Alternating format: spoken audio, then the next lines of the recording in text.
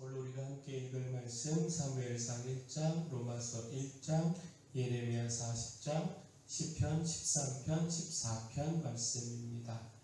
자, 오늘 말씀으로 나눌 주제 어리석지 않은 삶입니다. 우리가 어리석지 않은 삶을 살아가야 한다라는 것인데요. 곧 불순종의 삶은 어리석은 삶입니다. 이 불순종의 삶에서 돌이켜야 합니다. 예레미야 40장은 포로로 함께 잡혀가던 예레미야가 풀려나서 유다에 머물기로 결정한 것과 그다다가 유다의 총독으로 임명된 것을 전하고 있는 말씀입니다. 근데 주목할 말씀이요, 바벨론의 사령관 느부사라단이 예레미야를 풀어주면서 한 말입니다.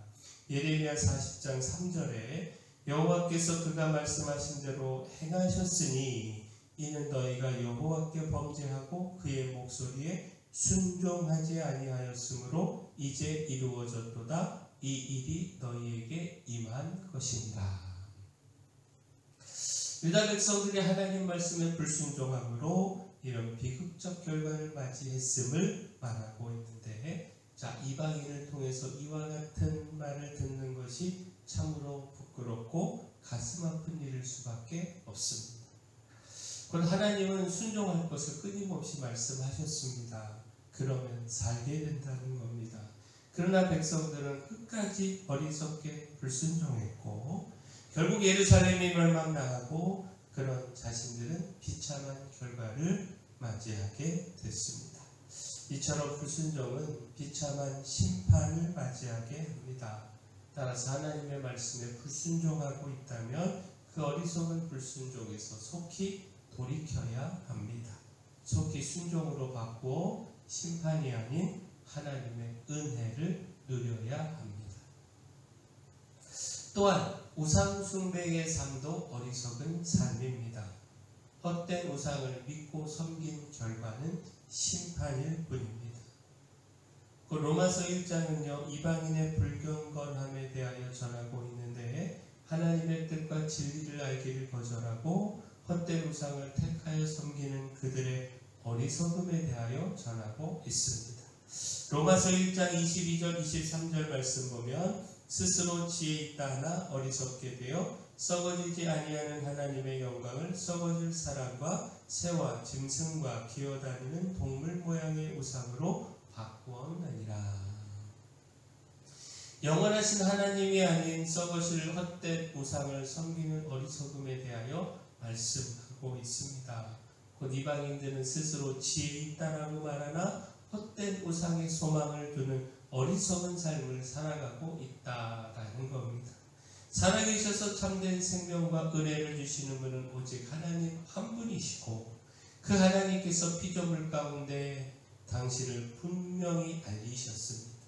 그러나 그 하나님을 경외하기를 거부하고 하나님이 아닌 헛된 우상을 섬기며 그 우상에게 생명과 복을 기대하고 있다라는 겁니다. 따라서 하나님은 그들을 내버려 두신다 말씀하고 있습니다. 자, 곧 그대로 내버려 두신다라고 하는 것, 이것 자체가 심판이라는 겁니다.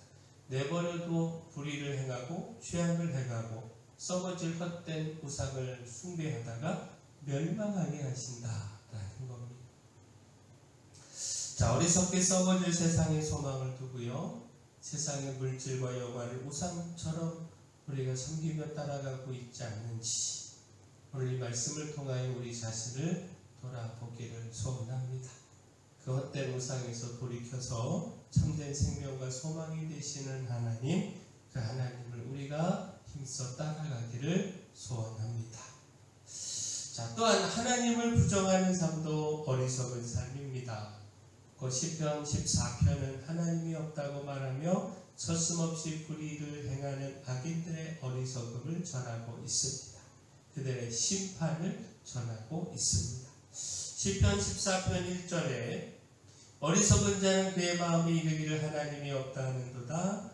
그들은 부패하고 그 행실이 가증하니 선을 행하는 자가 없도다.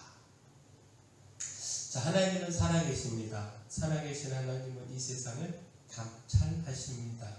죄악을 행하는 자는 심판하시고요, 하나님을 의지하며 은혜를 구하는 자에게는 은혜를 베푸십니다. 그러나 어리석은 자는 그 하나님의 살아계심을 부정하고 이 세상을 감찰하신다는 사실, 하나님께서 다 감찰하며 바라보고 계시다는 사실 생각하지 않는다는 겁니다. 불의한 일을 서슴없이 행하고 또 멈추지 않는다라는 겁니다. 따라서 결국 악인들은 두려움의 심판을 맞이하게 됨을 말씀하고 있는데, 그 살아계신 하나님은 의인 편에 서 계시고 그 의인에게는 은혜를 베푸시지만 그 악인들은 심판하신다라는 겁니다. 그 심판 속에서 악인들은 두려워할 수밖에 없다라는 겁니다. 그 시편 14편 5절 말씀 보면, 그러나 거기서 그들은 두려워하고 두려워하였으니 하나님이 의인의 세대에 계심이로다. 따라서 어리석지 않은 삶, 하나님을 인정하며 신뢰하는 삶을 살아가야 합니다. 그 사무엘상 1장은요, 기도하는 여인 한나에 대한 말씀인데, 한나를 통해서 지혜, 어리석지 않은 삶에 대하여 배울 수 있습니다. 사무엘상 1장 10절 말씀 보면, 한나가 마음이 괴로워서 여호와께 기도하고 통곡하며. 자, 문제와 괴로움 속에서 한나는요, 하나님을 찾아 기도했습니다. 자식이 없다는 문제와 남편의 다른 아내여 적수인 분인나가 자신을 격분케 함으로 겪는 그 괴로움 속에서 눈물만 흘리고 있지 않았습니다. 하나님의 살아계심과 전능하심을 믿었고요, 그 하나님께서 자신의 문제와 괴로움을 해결하실 수 있음을 믿었습니다.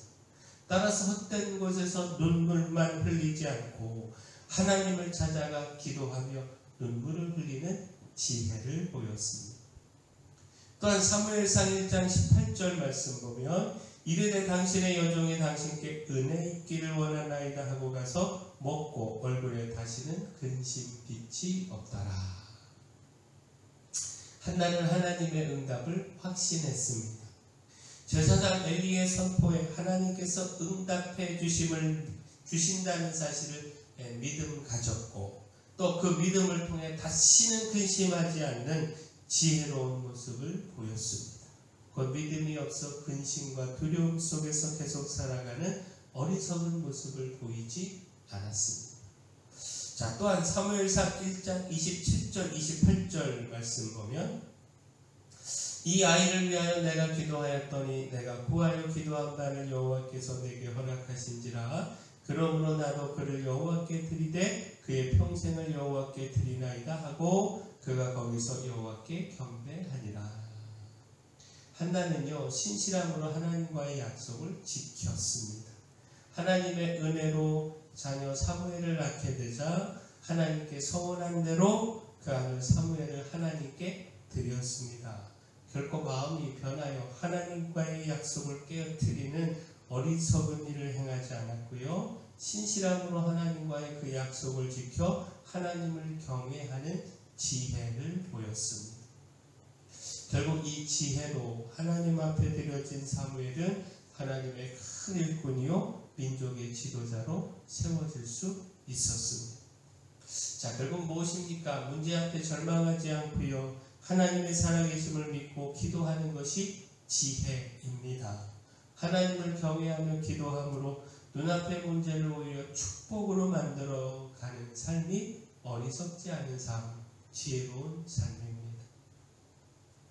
자, 불순종과 불의함과 우상 숭배의 어리석음에서 돌이켜야 합니다. 살아계신 하나님을 인정하고 그 은혜를 구하고 신실함으로 하나님을 경외하는 어리석지 않은 삶 살아가야 합니다. 바라긴 우리가 이처럼 어리석지 않은 삶 살아가기를 소원합니다. 사랑의 주 하나님, 살아계셔서 저희의 모든 삶을 감찰하시는 하나님을 늘 인식하며 경건하고 의로운 삶을 살아가기를 소망합니다.